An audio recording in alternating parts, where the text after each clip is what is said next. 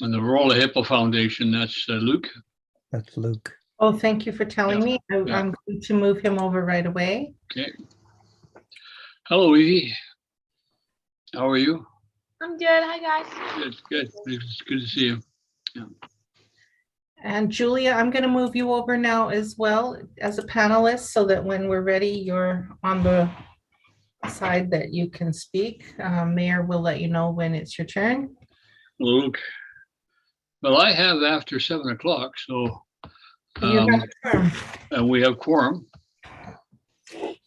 So I'm going to call this meeting to order and meet of the regular council for February 5, 2022, being held again in the traditional territory of the Squamish Nation.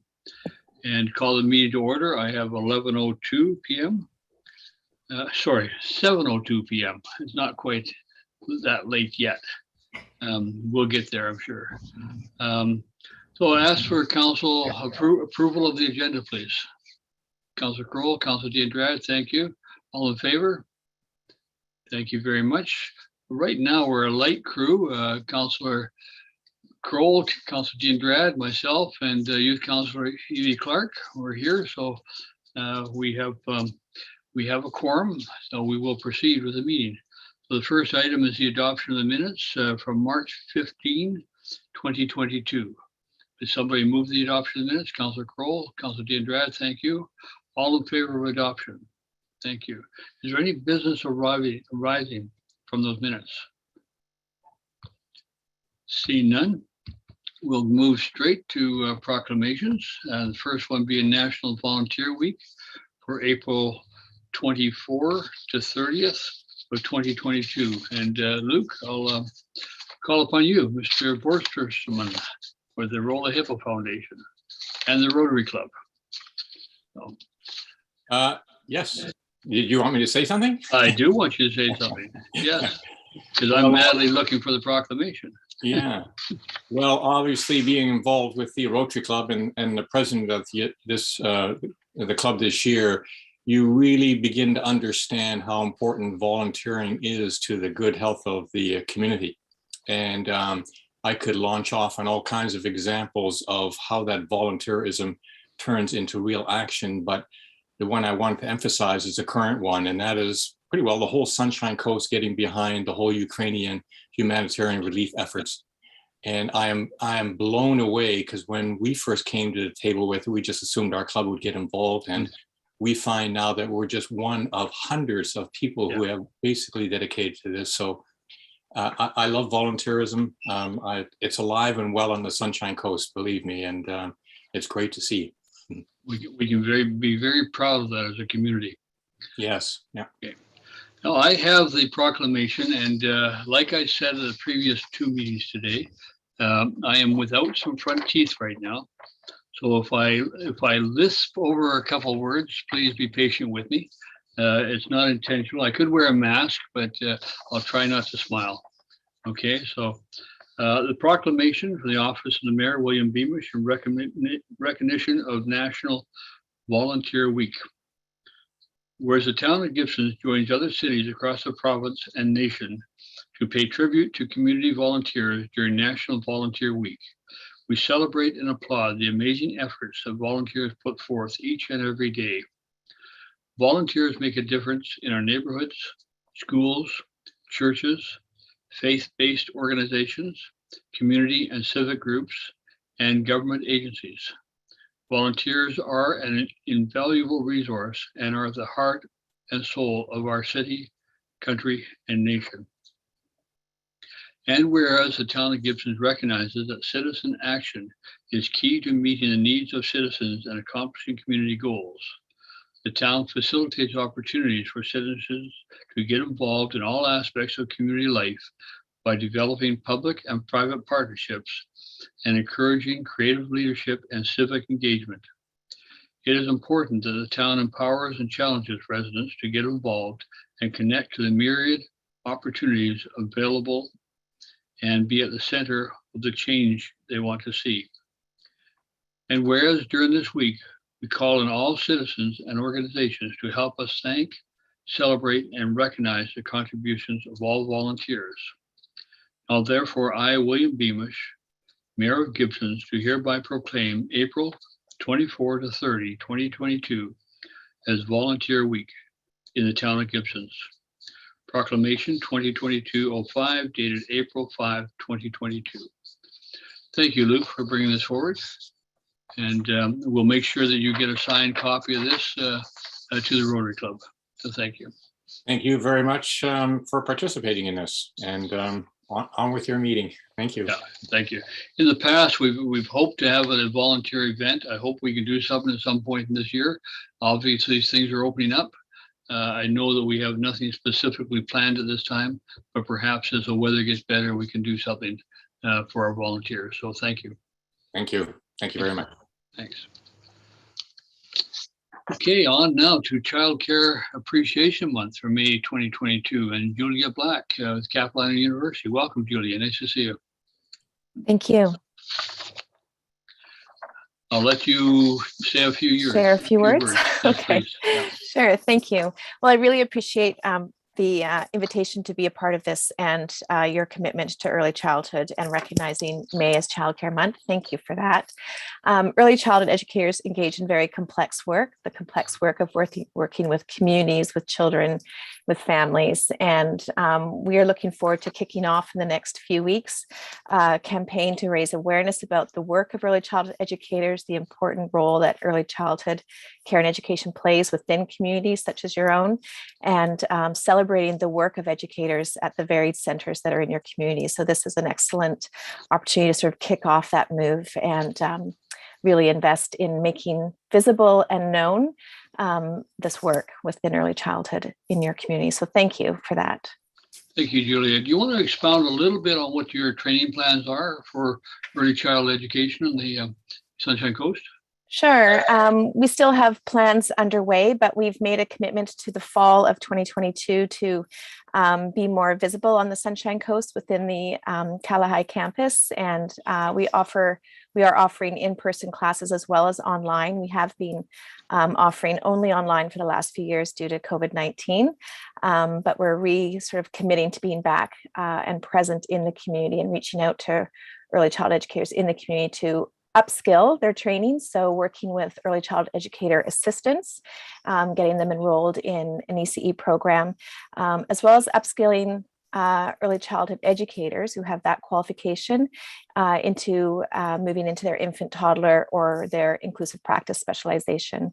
We are hoping that we can announce more formal plans around a real intentional work integrated learning plan, and we hope to hear fairly quickly from our funders, that would be the government, to see if that plan is moving ahead. But we have made both plans available so that if one is not funded, we will be going forward with the other one. So a real intentional effort to have more of a presence at the Kalahai campus and throughout the Sunshine Coast communities, both online, using the Zoom. We've gotten used to this platform, but also being on the campus starting this September. Excellent. Thank you. Now, if there's any way we can help you promote that in our community, please let us know. Thank you. I will definitely. And certainly a proclamation such as this will be very helpful. I'm working with our communications department in a more formal launching of some of these plans. So this is great. Thank you so much for your support. Councilor Dean Dredd. Thank you. Thank you, Julia. That's wonderful. It's so needed in our community. I wonder, since you will be dealing directly with the people involved, and you would have feedback from them, some even with some experience, conditions, and if there is also a kind of advocacy role in a way of compiling, their needs and trying to elevate, because it is a work that it should require very good skills, right, to deal with a child and really educate a child and make the child feel comfortable or anything in this regard. Because, parents, are busy, they don't have the time, so it should. But I feel sometimes that the salaries are not commensurable with, so is there any intention? Because I see that this could be a complementary thing, to make some, at the end, some suggestions to government as well. Yeah, absolutely. Thank you for your question and comments. There has been a recent project and study released around wages and compensation for early childhood educators. We also just had a few weeks ago the role of the early childhood educator, a position paper put out by our professional association, Early Childhood Educators of BC, that really speaks to the complexity of the work, which then places that value on the role of the early childhood educator. I think historically, early childhood hasn't been a valued profession, and there we see the wages commensurate with that. So in order to elevate the salaries, we need to also elevate, the education, the expectations on what the role of the educator is, and raise the understanding and awareness of what the complexity of the work that we do. Because I think that's also in so many conversations, early childhood is seen as a service. Which it certainly is to families, but it also, where is the child as an important citizen in that relationship, who has rights and agency, and are social actors within the early childhood classroom, who can, who are vibrant, have a lot to contribute, who can co-construct curriculum with the educators. And we see children as researchers, co-researchers alongside of the educators. And so not a lot is known about that level of that work. And so really, I view the opportunity to see, when we have May as Childcare Month, it's an opportunity for us to release a lot of this kind of information, to share out, to do a bit of a publicity, to raise awareness. And I would be more than happy to share the role of the early childhood educator, that position paper, with the community, and making sure that that's well known. It does go hand in hand with the wages and compensation. And that report around, we are trying to elevate to at least 25 an hour. And we're seeing that, 25 an hour, 20 an hour being achieved in most communities across the province, but not everywhere. So yeah, it's an important piece for sure. And it's important to recruitment and retention. Yeah. Yeah. And just for council information, Darnella Seegers, Mayor Seegers and I have been meeting on a fairly regular basis with Julia and Mickey McCartney at CAPU. Mayor Seegers, they're planning a preschool to be built in Seashelt and around that program. And it's just really excellent to see the opportunity. Now, if anybody has accommodation that they can put up students, that would be ideal, because that's one of the challenges, of course, in our community. So the proclamation. The Office of the Mayor, William Beamish, in recognition of Child Care Appreciation Month. Whereas child care is a vital community service that supports healthy families and a strong economy, and child care providers and early educators are essential to providing quality and safe child care. And whereas quality early care and learning programs honor and celebrate children's cultural identity and language and contribute to children's healthy development and learning. And whereas child care providers, parents at all levels of government, business, community associations, Indigenous communities, and all people of British Columbia share a commitment to ensure that quality childcare is affordable and inclusive for families. And whereas the town of Gibsons supports and promotes the delivery of high quality, culturally relevant early child care and learning options to ensure programs and services are available to support and protect the province's most vulnerable children and families. Now, therefore, I, William Beamish, Mayor of Gibsons, do hereby proclaim that the month of May 2022 be known as Child Care Appreciation Month in the town of Gibsons. Proclamation 2022-06, April 5, 2022. Well, thank you very much. And we'll make sure, Julia, that you get a copy of this. Fabulous. Thank you so much for your support. Well, thank you for taking time to join us tonight. Take care. Yeah, see you later. Yeah. Okay, thank you, Council. Welcome, Councillor Lumley. And we'll go on to inquiries next. And these are inquiries from the public for any item that is on the council agenda tonight for consideration by council. If anyone has a question for council regarding the agenda, please raise your hand. Judith Bonkoff is joining you. Welcome, Judith.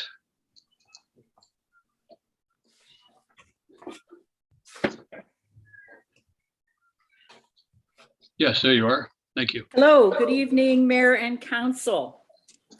Number one, I'm going to speak to the Stonehurst, and I think it's on the agenda. I saw it on the agenda yesterday. I'm hoping it's still there Yep. just for, Just okay. to schedule a meeting, yes. Okay, so, Yep. and I have written a letter to all of you.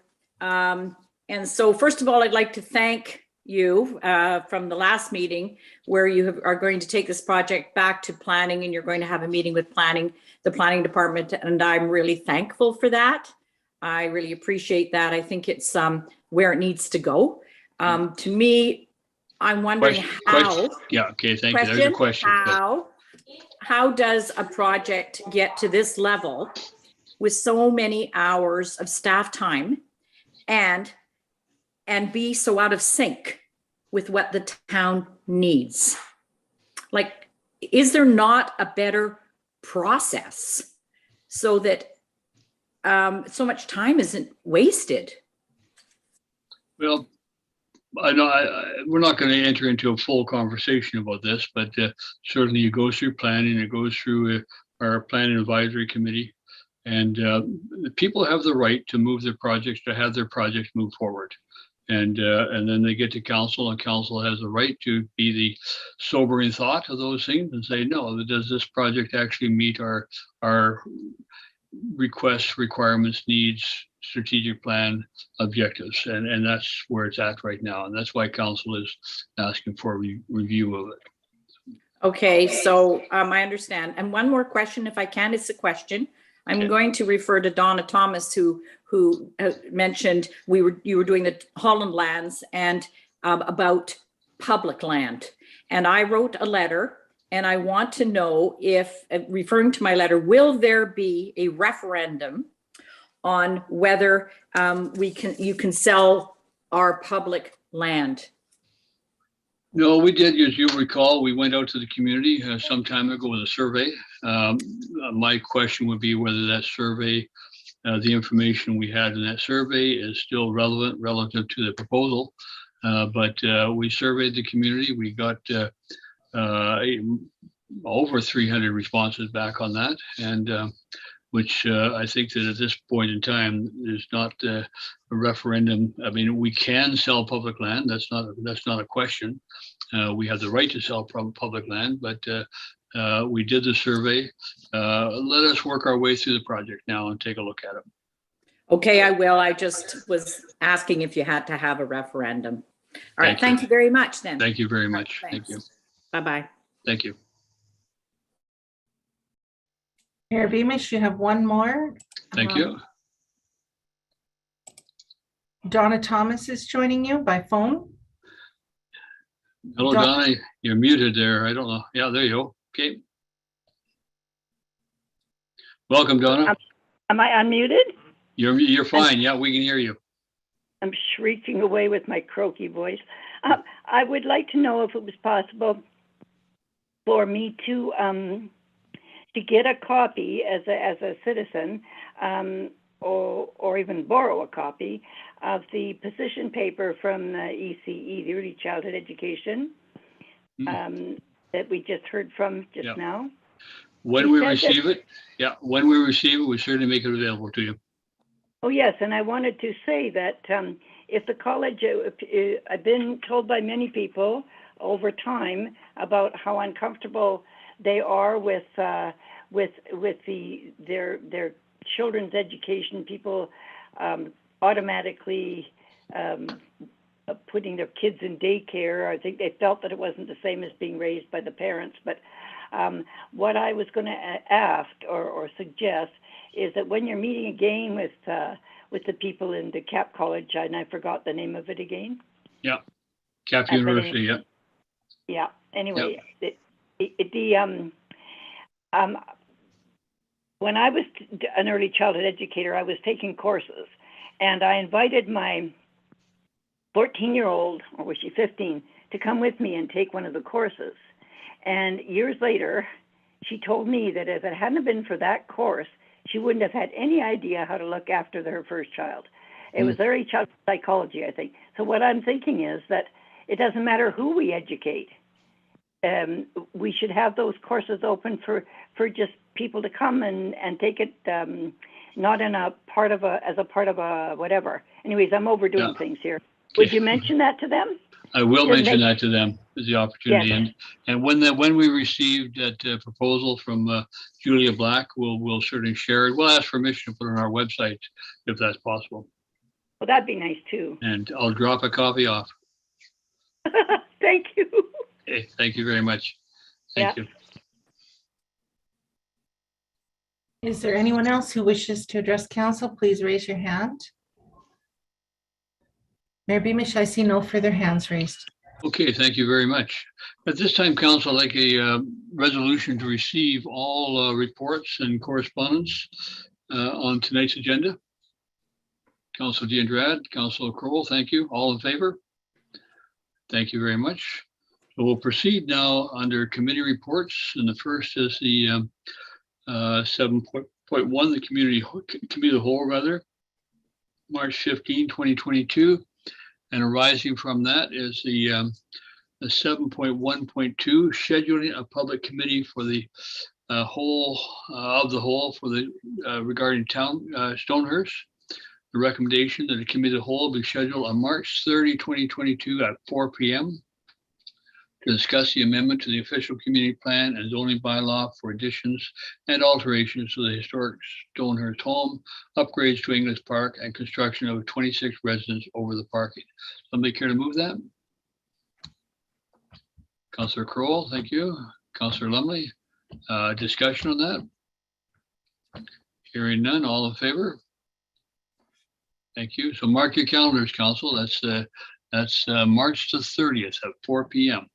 And that's a set as a special committee of the whole. Yeah, Councillor D'Andrade. We are already on April 5th. Oh, we got that. Okay, sorry. Right, that's just in the minute. I don't know why sometimes these are just the minutes. I don't know why there is specific items because we already did that. Yeah, I was thinking May 30th in my head. I was thinking of you. We do have to set a date for that workshop at council. So we'll work with council on that. Yeah. Okay.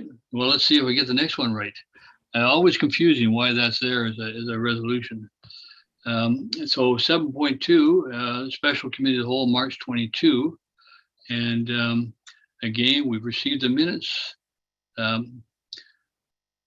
Okay, this one, the total funds allocated in 2022 budget for the Trail Active Transportation Plan be increased from 40,050 with a portion of these funds to be derived from taxation being increased from 20 to 25, and the dog park fencing project be moved to 2023. And further, the total funds allocated in the budget for DPA 2 update be increased from 25 to 40. Somebody care to move that? Councilor D'Andrade, thank you. Second by Councilor Crowell, all in favor. Thank you very much. We'll see that come back in the budget. 7.2.3, Active Transportation Advisory Committee, and that an Active Transportation Advisory Committee be established is the recommendation, and the terms of reference for the Active Transportation Advisory Committee be drafted for council consideration. Somebody care to remove that? Councilor D'Andrade, thank you. Councilor Crowell, seconded. All in favor? Thank you. Public Art Advisory Committee, the minutes are there on page 25, 26. We do have a Public Art Advisory Committee meeting again tomorrow night as we work our way through some of the proposals that we received. So, and these minutes are just there for information, and they have already been received. So that if you have any questions arising from them, I'd be happy to answer them. Councilor D'Andrade? Just a question regarding the meeting, the Stonehurst. Is it here so we can book the meeting officially, or can we book? That's what I'm kind of I don't understand. Is it here because we want to make it official and the community becomes aware, so to set up a date? We had that. Rebecca, what's your comment on that? Normally, a special meeting is called by council resolution. So this was a matter of housekeeping, and that it was a recommendation that came out from a committee of the whole. Okay, thank you. Thank you. Okay, 7.4, special committee of the whole meeting, March 29. These have been received. So the next one is again the Director of Finance, preliminary general operation and capital budgets. The Degar Point traffic calming project be funded by gas tax. The 2022 Glassford Road traffic calming options be funded by gas tax unless upon further project planning and analysis. This project is being deemed to be feasible and to meet the criteria of those projects fall within the active transportation network upgrade projects and which are funded by the BC Tourism Dependent Community Grant. And that the 2022 annual tax rate be prepared authorizing an overall 2.2% tax increase. And further, that the 2022-2026 financial plan bylaw and the 2022 annual tax rate bylaw be prepared for council approval. Councilor D'Andrade, thank you. Councilor Crowell, thank you. All in favor? Thank you very much. Special meeting of March 29th, special council meeting. And those minutes to be received, and they have been received. Special meeting of March 30th. This is going to get closer to where we were before. Director of Planning and Planner 1, amendment to the OCP. Okay. Recommendation that a workshop be scheduled for council and planning staff to have further discussion on the Stonehurst project proposal, specifically with regards to height, massing of the structure, parking issues, and clarification of community amenities. This is one, first of all, we will move that. Councillor Crowell, thank you. Seconded by Councillor Lumley, thank you. Discussion on that? All in favor? Thank you. Question comes up is to the date. Does council want to recommend a date at this time that they will be prepared to be available for that discussion? We would want to have the planner back in the community for that. Staff, do you have a CIO? Do you have a date in mind for that?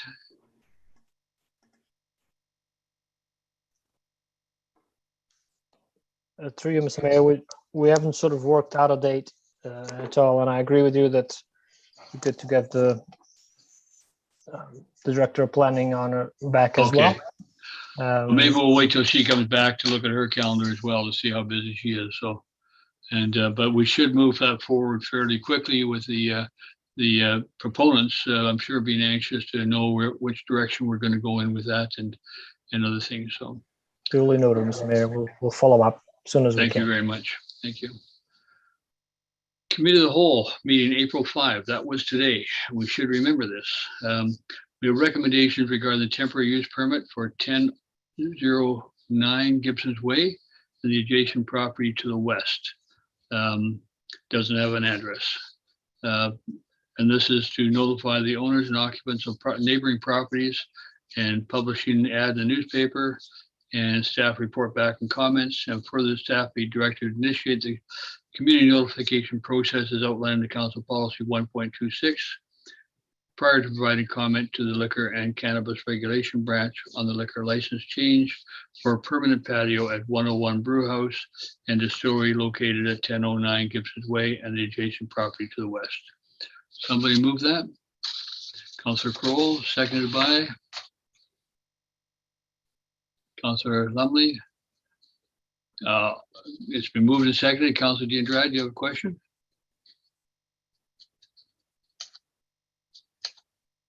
You're muted, Councillor D'Andrade. Sorry, I was on mute. Is it a permanent patio? Sorry, no, it's a temporary, well, they're asking for a temporary use permit. So it'll be a temporary Okay. patio, yeah. Okay, and because it says it's further that staff be directed to initiate a community notification process and goes on at the Yeah. 101 brewery locate Yeah, change for a permanent patio. it Do we does need to refer to amend permanent that? patio, yeah, well, at this point in time, obviously, with a temporary use permit, it can only be a temporary patio. I don't know, corporate officer, should we amend that to read temporary patio? Acting Director of Planning. Sure. Thank you, Mayor. I think I can clarify that the permanent use of the word permanent is as compared to the temporary expanded service area under the liquor license. So under the liquor Okay. license, it will be a permanent liquor license permission. But if it's a temporary use permit, the planning permission would be temporary. Okay. Okay, thank you. All in favor? Thank you. Move that forward. 7.7.2 accessory lounge endorsement application for a liquor license at 1050 Venture Way. That staff initiate the public notification process as outlined in Council Policy 1.26 for the requested change to the liquor license for the 1 Foot Crow Distillery at 1050 Venture Way. Councilor Diandrad, Councilor Kroll, all in favor? Should be no reason why we don't get a drink in this town. Okay.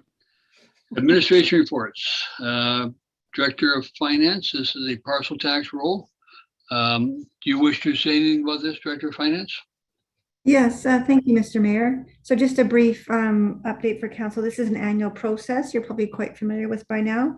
And this is about before a parcel tax can be imposed for the first time, the parcel tax panel must be convened. And as you're aware, the town levies 3 parcels, the water parcel, sewer parcel, and the community recreation parcel for the regional district. As in previous years, the composition of the panel past practice has been that all members of council comprise a review panel. I'm recommending that the date be May the 3rd at 2 p.m. We have to place a notice of time and place in the Coast Reporter. That'll be scheduled for April 14th and 22nd. The panel specifically sits just to hear any written complaints that we receive during the duration of that time. And there's very specific guidelines as to what kind of complaints the owners may lodge. And so letters will be mailed at least 14 days prior to that panel sitting. So this report today is really just to set the panel meeting date and that all members of council make up the panel members. Thank you. Thank you very much. This is an annual thing. We've all been through that. Fairly straightforward. So someone care to move the recommendation? Councillor Kroll, thank you. Councillor Diandrad, seconded. Discussion? All in favor? Thank you very much. We're moving much closer to getting the budget approved. So, and we're getting there. Council reports. First report, Councillor Diandrad, the year of the Sailor Sea. In your package, there's information that Councillor Diandrad provided. Please refer to that, and Councillor Diandrad, invite you to speak to this. Thank you, Mayor. This motion, it's a motion actually that I'm proposing. Yep. And this motion was, it follows Vancouver City Council initiative that declares June 8, 2022 to June 7, 2023, the year of the Sailor Seas. And the goal is to increase awareness and education of the Sailor Seas locally and foster collaboration on initiatives for Sailor Sea conservation. So would you like me to read? No, the motion you are proposing then is the one on page 37 and 38 of our package, which is quite lengthy. Yeah. If you just do read the therefore be resolved clauses, which okay. Is the second page. Okay, so, well, actually, I would just do a small introduction, because the rationale, obviously, we know that town of Gibson is the gateway of Atlassian House Sound, which is the unceded homelands of the Squamish peoples, which culture has been shaped by the Sailor Seas and the life that abounds from its rich inland waters. We have also been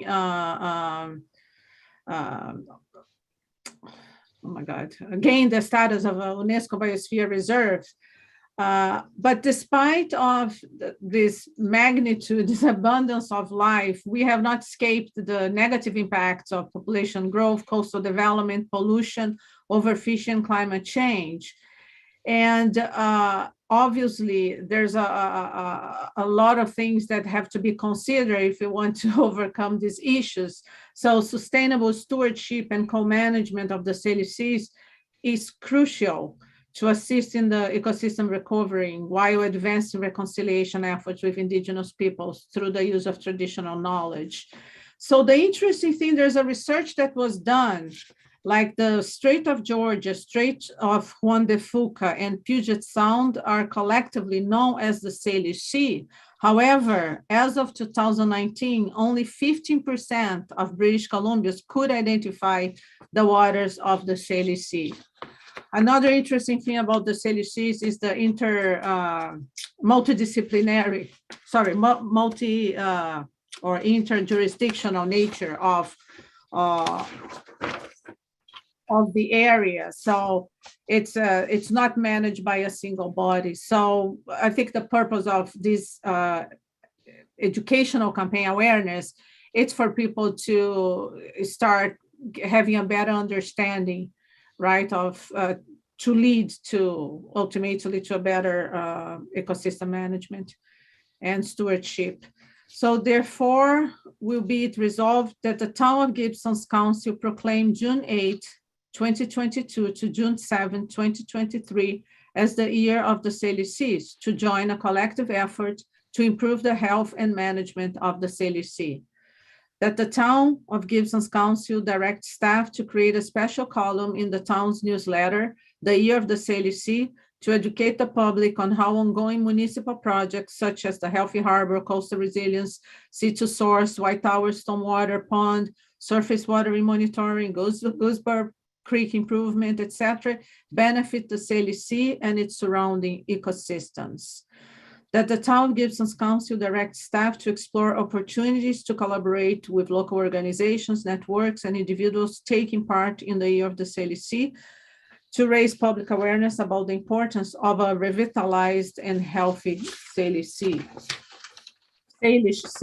And that the Town of Gibsons directs staff to learn from the lived experience and knowledge of the indigenous nations of the Salish Sea on how to improve the health and management of the Salish Sea for the benefit of future generations. So this motion doesn't mean to put an onus on staff, because we basically have already networking with, for example, the Nicholas Sontag, we are in partnership with them. The market hosts a lot of talks, and we can write letters, for example, to, the school board, museum, libraries, public art, Capilano College. It's just bringing this awareness to the community and other environmental organizations as well. It's just like coming together for a year that the talk of the town, it's about the Salish Sea. So that's the goal of this motion. So you're moving the recommendation, the motion. Somebody second that? Yes. Councillor Crowell, thank you. Any further comment or discussion, Council? Just as an aside, I often say that in 2010, I left the area of the Straits of Georgia and went to Queen Charlotte Islands. In 2013, I returned from Haida Gwaii to the Salish Sea. And those are the changes that are taking place in terms of naming and recognition of First Nations culture. And right now, Queen Charlotte, the village of Queen Charlotte, is in the process of going through the process of changing its name back to a First Nations name, a Haida name. So things are changing, and I think it's good that they are, because every change that takes place is one more recognition of the culture that we live with and that we, the land that we live on. So that's good. So I'll call the question. All in favor? Thank you very much. And thank you, Councillor Dean Drive, for bringing that forward. I'll go now to 9.2, and this is myself and CIO on AVICC, and just give council a brief update. With Manny doesn't mind, I'll just proceed. We were both in Vancouver, or Victoria rather, April the 1st, returning on the 3rd, attending the annual conference of the Association of Vancouver Island Communities. And it was a good conference. It looked like almost every community there was represented. Some good discussions going on. Like UBCM, there's a consideration of resolutions that have been previously submitted. The resolution that was submitted by the town of Gibsons, and that was on, Local government incentives for climate change resiliency was approved. It was one of the block that was approved by the block. There are many resolutions. SCRD has several in there. Stormwater management being one that I felt quite important. There's one resolution that got a lot of debate, and it had to actually have a standing count, and only barely cleared on a standing count. And that was, just find it here. That had to do exploring vacancy control. And the resolution was, be it resolved that the health of our local economies, AVICC and UBCM, advocate that the provincial government explore a vacancy control policy that will limit rent increases between tenancies. That had a standing count among the delegates, and it was 76 in favor and 72 against. So it was very close in that one there, but it was approved. The one that I found most interesting and I thought was put forward by Paul River, and that was called the Clothesline Act. And it says a resolution, therefore be resolved that AVICC and UBCM request the province of British Columbia enact a Clothesline Act to ensure that no law, bylaw, covenant, or agreement prevents, prohibits, or unreasonably restricts the installation of clothesline outdoors at a single family dwelling or on the ground floor of a multi-unit residential building, or clothesline drying racks on any outdoor balcony. And that was approved, and that was seen to be a climate change issue, one around the issue of the use of household dryers, which are one of the highest energy consuming household appliances. So the idea that those neighborhoods, and we have two of those neighborhoods in our community that have covenants against clotheslines. And so if this was adopted by the province, then those covenants would no longer apply, which is kind of interesting. And the third one that I've flagged here just for attention is the, one that was defeated actually. It was to amend the Homeowner Protection Act, and that was be resolved that AVICC and UBCM lobby the province of British Columbia to amend the Homeowner Protection Act to eliminate or suspend the residential builder licensing requirement in rural communities, providing municipal building inspection. So that was not endorsed by the committee, but every others. There was one on the homeowner grant was defeated as well. Be it resolved that AVICC requests the province of British Columbia to increase eligible homeowner grants by $300 and establish a method in which eligible homeowner grants amounts are annually adjusted to account for inflation. I didn't understand the issue around that one, why it was defeated. It wasn't hotly debated. It was just defeated. Interesting conference. I would encourage next year that if you have the opportunity to attend, take some time to do that. We had good opportunity on the Saturday evening to join our fellow communities on the Sunshine Coast for dinner and with our MLA, and had a good conversations. And so much so that I lost my teeth, oddly enough. So it must have been a good party. Came home without my teeth. Yeah.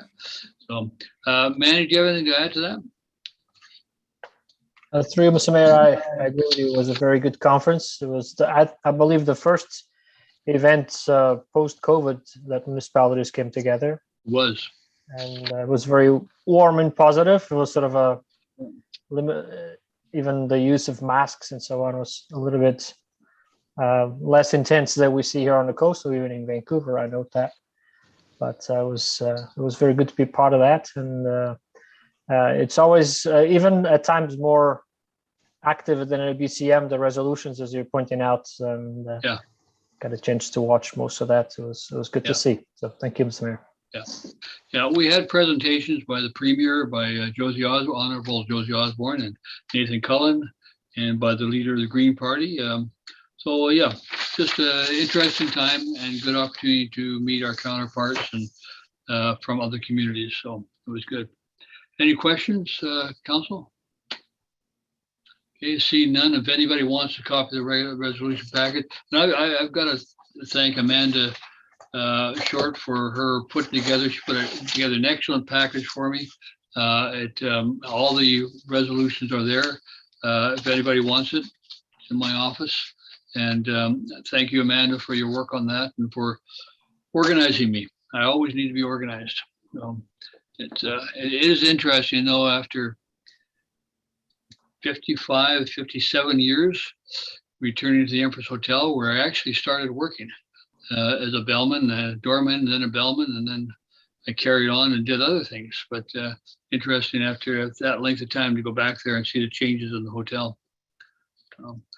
So I'll go to Evie and Colton. Do you have any reports? Colton.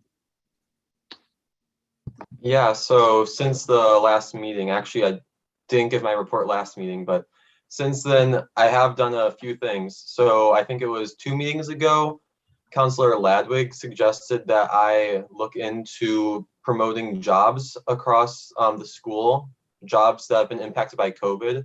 It started with just lifeguards because she was talking about how the lifeguards haven't had enough staff. But she suggested that I email the Chamber of Commerce, which I did. But it seems like the proportion of that project has really blown up. It seems that lots of jobs across the coast in general are now needing employees. Yes. So that has changed how the project is going. And then also I talked in the school student council about it. And there seems to be a little bit of resistance in promoting jobs there, which I think is understandable, like promoting jobs to high schoolers. I'm not sure, but something I could do for that is I could take it to our school's career ed. There's a job shadowing program there. So maybe I could put that there. I'll keep looking into that, but I also do have more things. I think it was last meeting, Councillor Kroll suggested to me that I get input from the high schoolers as well on the Holland Lands project. So I've been working on that recently too, talking with student council, talking with Elizabeth Quayle, getting feedback on that. I currently plan to make a small sort of committee or focus group in the school to talk about that. Good. So we'll go over the presentation, the MODIS presentation, look at the images there. We'll also attend the open house, I think, if the other members are willing to go. And we'll gather feedback and give that to the town, because I think you guys do want to hear that, what the youth think of it. Yep, sure. And then lastly, in the school, I run the garden club. So recently, last week on Wednesday, I made a meeting during lunch to see if we could get more people wanting to join. And it was actually a pretty big success. It looks like we're getting anywhere between 4 or 6 new members in garden club, whereas before I was the one student. Yeah. So that's looking really good, actually. And then also on last week, Thursday and Friday, me and the teacher leading garden club, Mrs. Kirschenbaum, worked to clean out the pond there. And now it's all spick and span. It's awesome. And through garden club, we were also looking at getting umbrellas donated from stores and getting new plants with our budget and soliciting discounts if possible, because it is a community-based thing. Maybe we could get that. And lastly, we're planning on making a mural on the floor of the courtyard as well as a school project. So maybe it's sort of like the Roberts Creek Pier Mandela style. Yeah. We could get, as an event, people painting tiles on the floor. So I have a lot of things in the work for garden club as well. And it's looking like it's going to be pretty awesome. Good for you. And do you go to school too? Yeah. Good. Good stuff. Glad to hear that. Yeah, good. Well, thank you. And I'm sure that if you talk to either Mark Brown, our CIO, or to Valeria Ladwig, she might be able to actually come to the school and make a presentation to students about the Holland Land project. It might be helpful. That I know that in the first term, I attended a couple projects that were organized up there by our students around the environment, and they were held in the library, and they were good. So to do something around that under public consultation or process would be excellent. So thank you. Thank you. Evie? Colton, I don't know how you have time for all that. I'm so impressed by all the things you do. What I've been working on for the past month, our school introduced this program called CARD.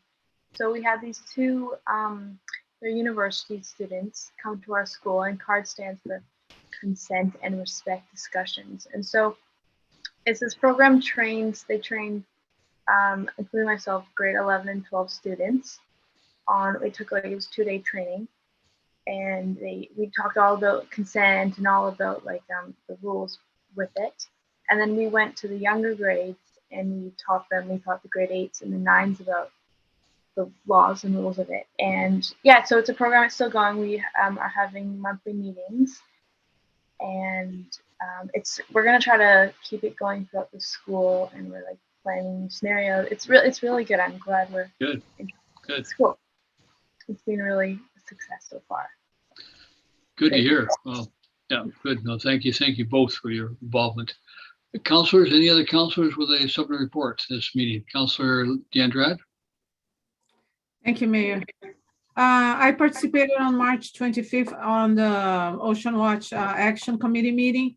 It was all very interesting. I'm not going to go over, but one very kind of scary thing happening. I think obviously most people, if they read the newspaper, they heard about the European green crab. So, I'm sure, yeah. So it's a very aggressive species, very invasive species. But and there's some groups already looking at, but one interesting thing about it is because they like muddy waters, and they disrupt eelgrass beds. So and I thought about right away, right? We have the perfect environment for this crab.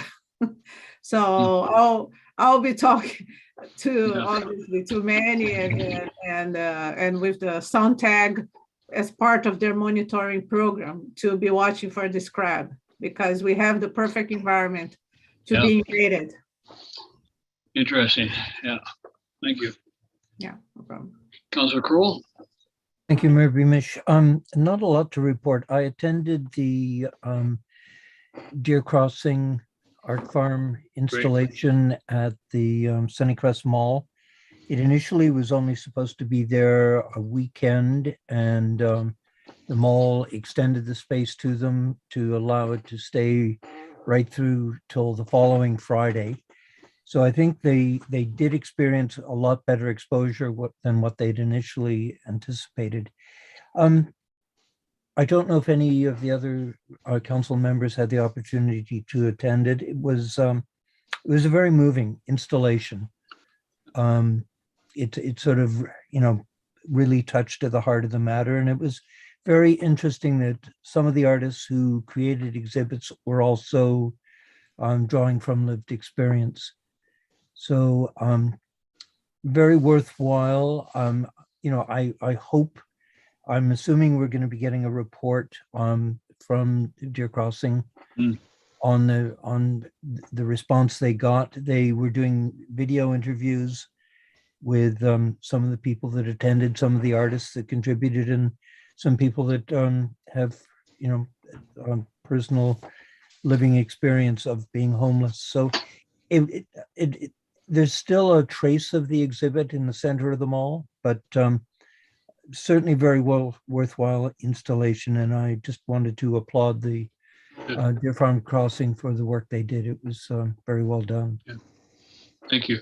And on homelessness, I know that I met before I went to Victoria with Silas White, and he had been in touch with Nicholas Simons, and Nicholas Simons was actually meeting yesterday on Monday with Minister Eby, specifically talking about some of the issues of homelessness that our community has been challenged with and the Sunshine Coast has been challenged with as a result of this conversation with Silas, and as a result of the letter that we drafted and sent out last month. That letter was being presented to Minister Eby, so by Nicholas Simons. So it was good to see. Yeah.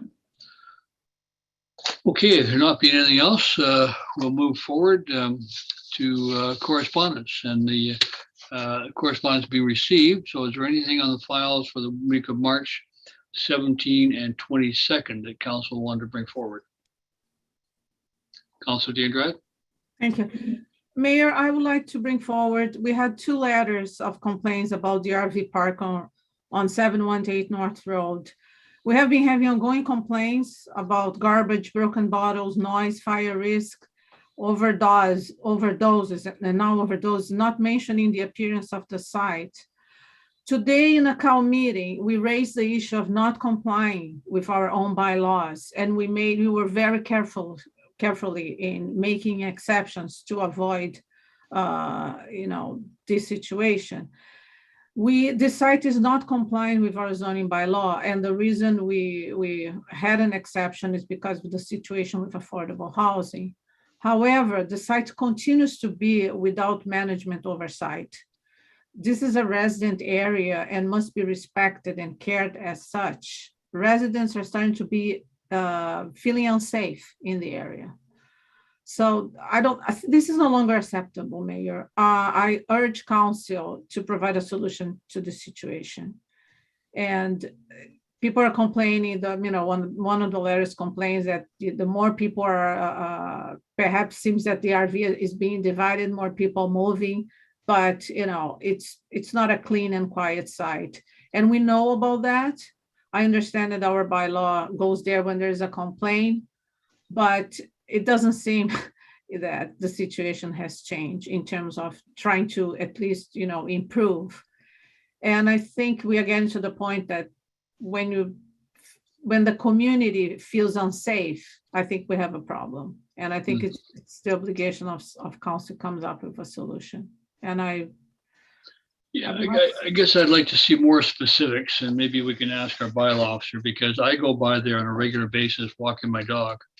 And, because of the complaints, I have a critical eye when I look at it, and I don't see what other people are seeing. So it may be the wrong time of day that I'm there or whatever, but it is a site. It has RVs in it.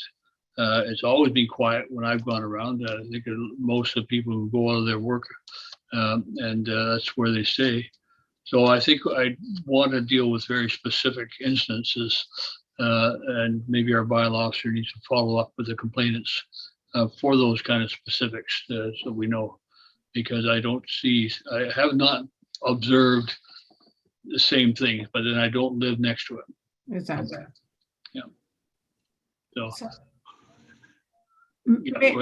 My concern is because the bylaw is obviously by complaint. And when you say, I'm going to ask our bylaw officer, what are you contemplating? A daily visit or something that happens every 2 weeks? I think this is important because some complaints are about ongoing garbage and, that people spreading outside the premises. So I don't think, I think this is a situation that things are happening, but if you don't have ongoing monitoring, you will know. Perhaps the day that you walk there, it was a day that someone already cleaned up, because that's what's happening. Neighbors are having to clean up. Yep. Again, I haven't seen it, but I walked the perimeter of that because I walked through the neighboring yard. There's a trail goes through there, and that's not full of garbage. It's not on the road, so I'll just have to say that I'd want to see specifics of what that. But yeah, we'll follow up. I'm sure CAO and planner are listening, and they can talk to the bylaw officer and see if they can't give it more attention and just see what specifically is happening there. CAO, do you want to? I see Councillor Crowe also wants to comment. I'm happy to wait if you prefer, Mr. Mayor, but just in general, a quick comment to it. We certainly are aware of that situation. I think that the housing situation, from what I've seen, there's a couple other, let's say, mobile housing issues that are, it's not limited to that site, and it's a very fluid situation. We're on top of it, but we're also mindful of, it wasn't that many months ago that we dealt with a resolution from council to be mindful of the impact that we might be having with enforcement on pushing people out even further. So our concern is that, and I'm sure you share that too. So it's we'll continue to work with the owner, and we'll press harder on these latest complaints as well. I appreciate it. Thank you. Councillor Crowe. Thank you. Thank you, Mayor Beamish. I was just going to suggest that perhaps our bylaw officer could treat these two letters that have been received in correspondence as complaints and just do a follow-up with the residents, so they at least the residents are aware of the fact that what they're saying to us is not falling on deaf ears. Mhm, mhm. And I think that's sufficient. I read both the letters. The one letter, I sort of thought it was with respect to garbage coming out of the site and being carried down through the storm drains to other properties. And it might not be people throwing the garbage. It might be, one of the stipulations we had that they had a locked garbage container on the site, and that may not be the case anymore. So, it could be whatever, moving the garbage to the ditches. But if bylaw are able to follow up, I think that would be a step in the right direction. Thank you. Okay, any other items of correspondence? Seeing none, we'll move to 10.2, and this is a Youth Dance Association requesting a letter of support. Council want to move that? Councillor Kroll, seconded by Councillor D'Andrade. The letters be provided in support of the Sunshine Coast Youth Dance grant application. All in favor? Thank you. And corporate officer, if you or Amanda would write that for me, I'd be happy to sign it. And Sunshine, thank you. Sunshine Coast Youth Outreach Worker Program. That's a report from Denise Woodley, Director of Program, be received. We have received it. Does council have any questions about the report?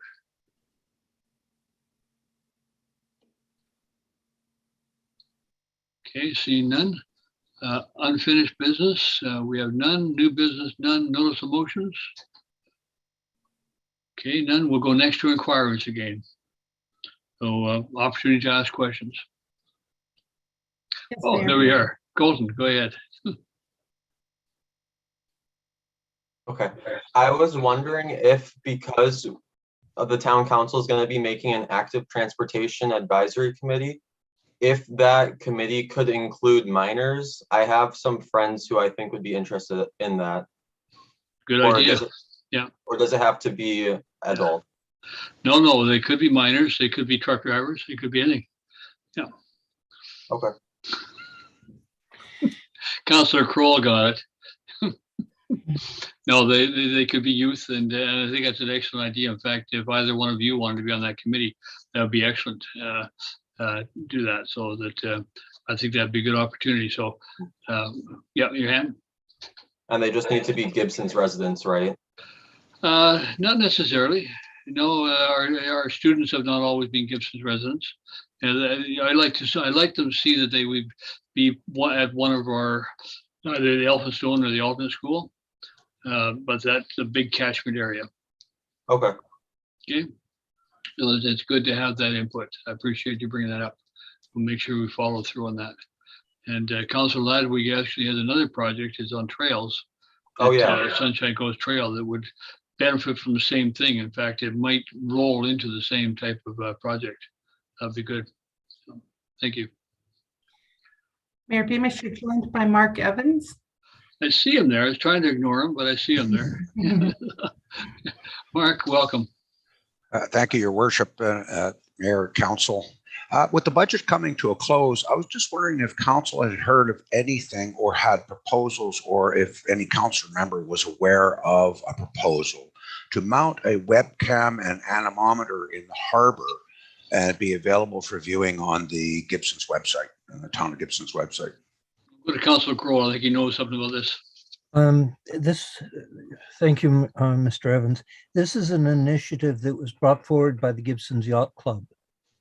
And it's part of, you may be aware that on behalf of the GLHA, we reached out to TELUS, who have upgraded the GLHA fiber optic capacity.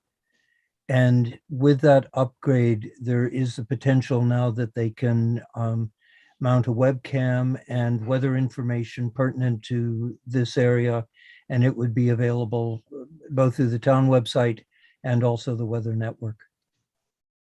So it is a project that's moving forward through the Gibsons Yacht Club. I was under the understanding that Sunshine Coast Yacht Club and the Gibsons Yacht Club were co-sponsoring this for the equipment. But I just was wondering if anybody had heard about it and if it was moving forward and if they had selected a location. The last I heard, there was talk about it being mounted in the area of the gazebo at the end of the pier. Yeah, the end of the breakwater. Yeah. But it was all contingent on the GLHA's Wi-Fi upgrade happening, and that's all in place now. And so, as far as I know, it should be moving forward. Thank you for the information. I have other questions, but I'm going to leave that, and we'll see you next meeting. Thank you. Okay. Yeah, Councillor Kroll, you may be aware, is with Marine Search and Rescue, so that he has that access to that information in the harbor. So that's great. And thank you for that. You're being joined by Denise Dombrowski. Thank you.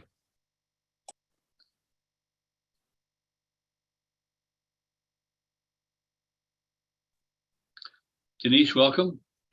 Hello. Thank you, Mayor Beamish. First of all, I'd like to just give a quick thank you to Councillor D'Andrade for highlighting the Year of the Sailor Sea. That's awesome. I think it's a great initiative.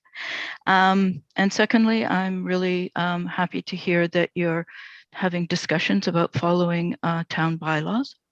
My question is regarding 7.4.2, the BC Tourism Dependent Community Grant, possibly being some of those monies being available for the Glassford Road Calming Initiative.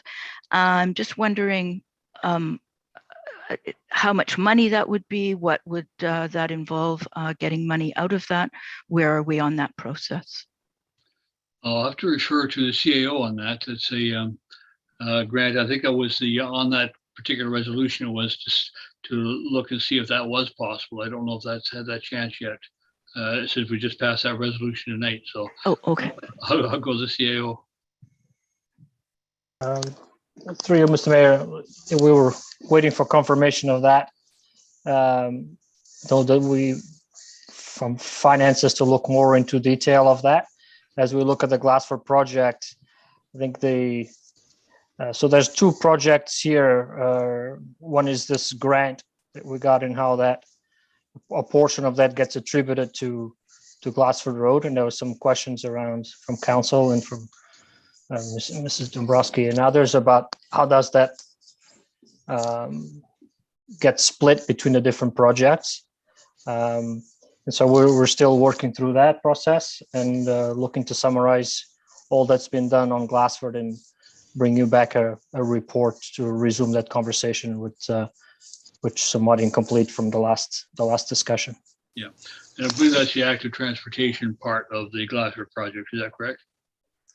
Yeah, that's correct, Mr. Mayor. Yeah, thank you. Thank you. If I could just ask just one more quick question on 7.6.2, the Stonehurst workshop. Yes. I understand that's going to be between council and the developers. No, it'll be council and the planner. Oh, sorry, and the planner. Will that That's be right. open to the public, or will there be a video afterwards, or what sort of form will the summary come in? Workshops aren't normally open to the public, so I'd have to defer to the CAO and corporate officer on that, but they are a chance for us to sit down with a planner and roll up our sleeves on that project, which we haven't done yet. The first time we have seen that project as a proposal was at the committee of the whole that we had recently. Now we want to get into the business of it. So, corporate officer. That's correct, Mayor Beamish. Workshops are not recorded, nor are they open to the public. Okay, so just to clarify, then there would be a report coming out of that meeting.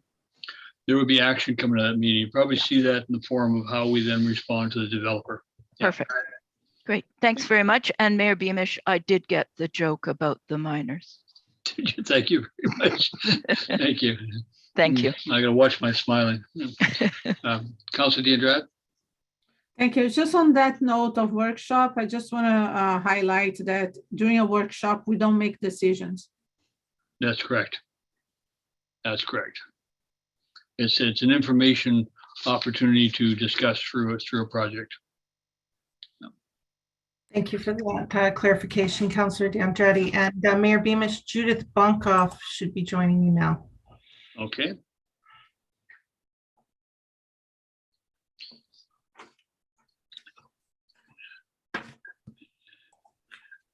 You're there, but you're muted, Judith.